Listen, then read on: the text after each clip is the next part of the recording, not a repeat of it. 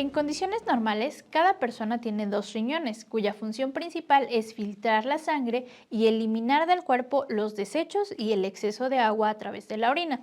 Además, producen tres importantes hormonas: eritropoyetina, que estimula a la médula ósea para producir glóbulos rojos; renina, que regula la presión arterial; y calcitriol, que ayuda a mantener el calcio para los huesos. Por tanto, los riñones sanos evitan la acumulación de toxinas y el exceso de líquidos en el cuerpo, equilibran las sales y los minerales en la sangre, tales como calcio, fósforo, sodio y potasio, ayudan a controlar la presión arterial, intervienen en la producción de glóbulos rojos y conservan sanos y fuertes a los huesos.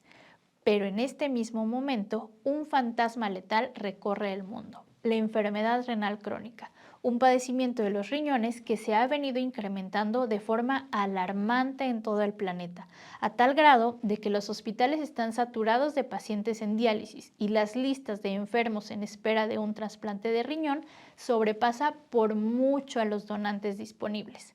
Si no se logra revertir pronto esta tendencia, dentro de poco tiempo, ningún sistema de salud en el mundo tendrá capacidad económica ni de infraestructura para tratar este padecimiento en etapas avanzadas.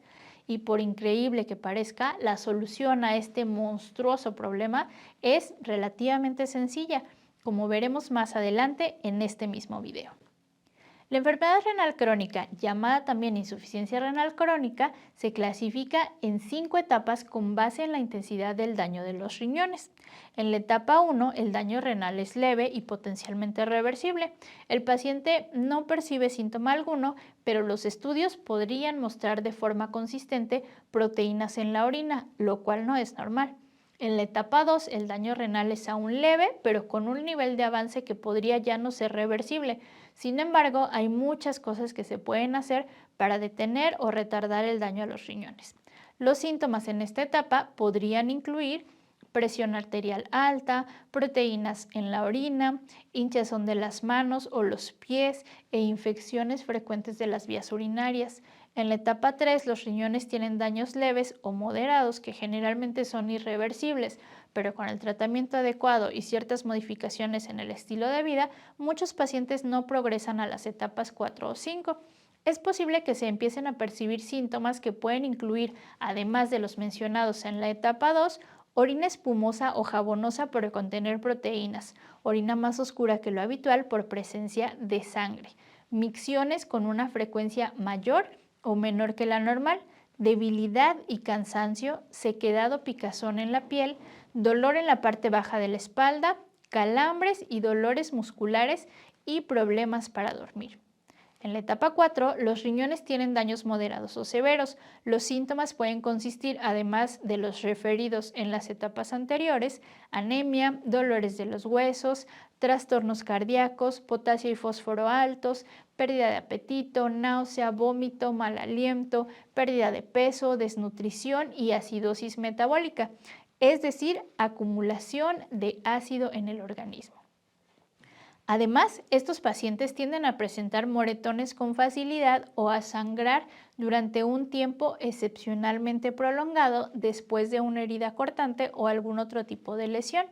En la etapa 5, los riñones tienen ya daños severos y se podrían presentar, además de los síntomas de las fases anteriores, producción escasa o nula de orina, problemas para respirar, alteraciones en el color de la piel y dolores de cabeza.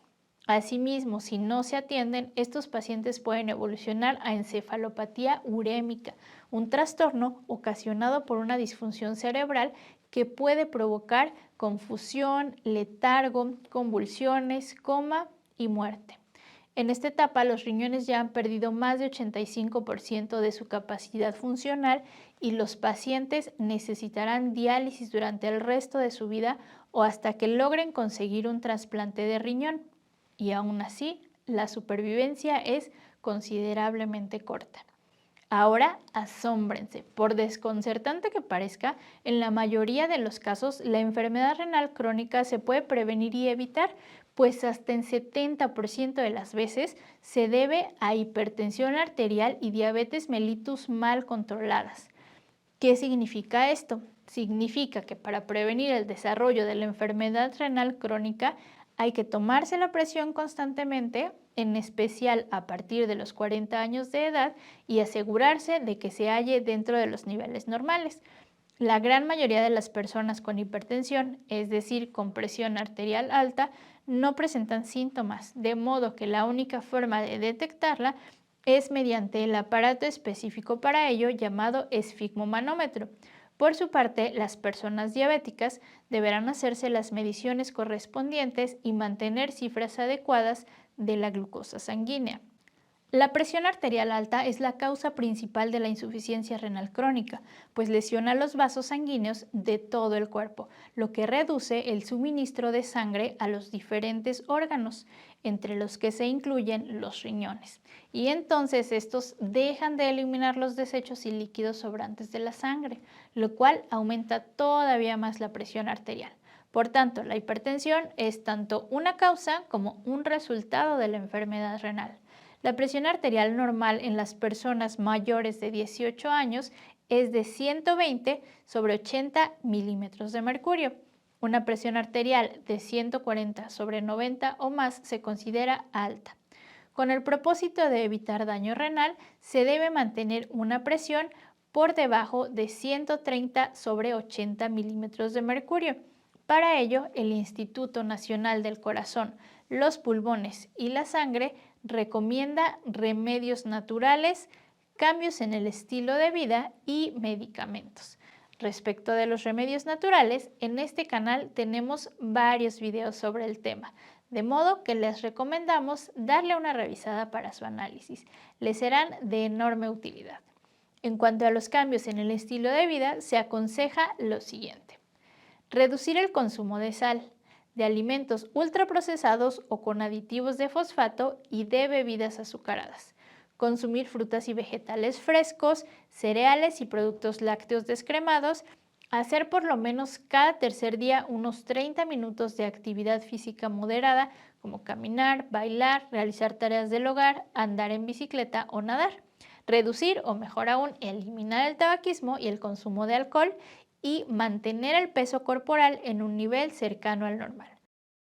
Por último, los medicamentos más recomendados para reducir la presión arterial y detener o retrasar la evolución de la enfermedad renal crónica son los inhibidores de la enzima convertidora de angiotensina.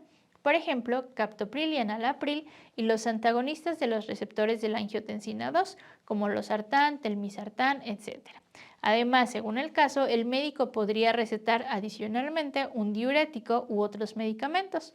Ahora bien, hay diferentes estudios de laboratorio para verificar qué tan bien están funcionando los riñones y así establecer el diagnóstico de enfermedad renal crónica.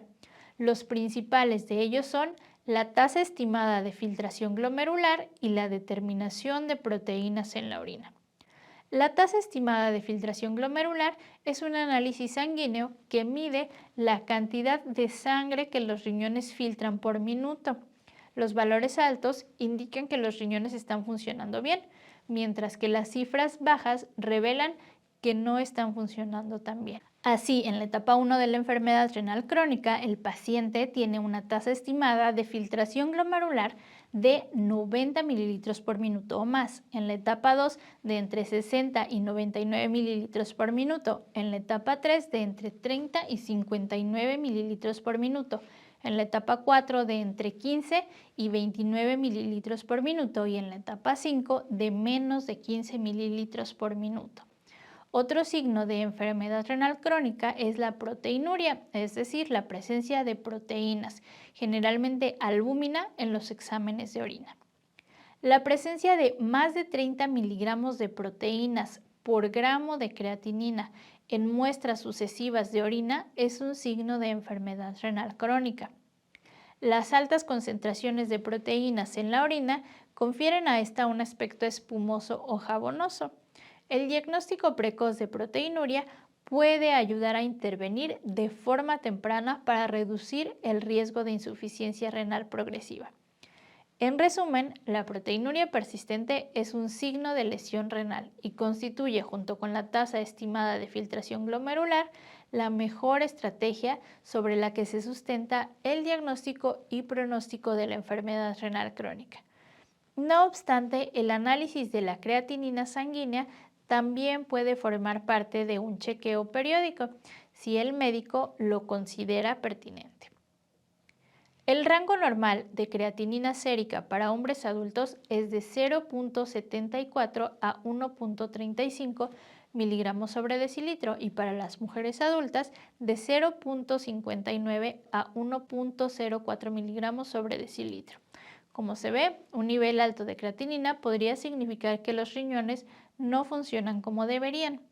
Pues bien, estimados seguidores, no pasen por alto este contenido, pues hay muchas enfermedades verdaderamente lamentables que se podrían evitar con estas recomendaciones tan sencillas. Recuerden que los mejores videos sobre la salud y los remedios naturales científicamente comprobados los encuentran en este canal educativo. Hasta pronto.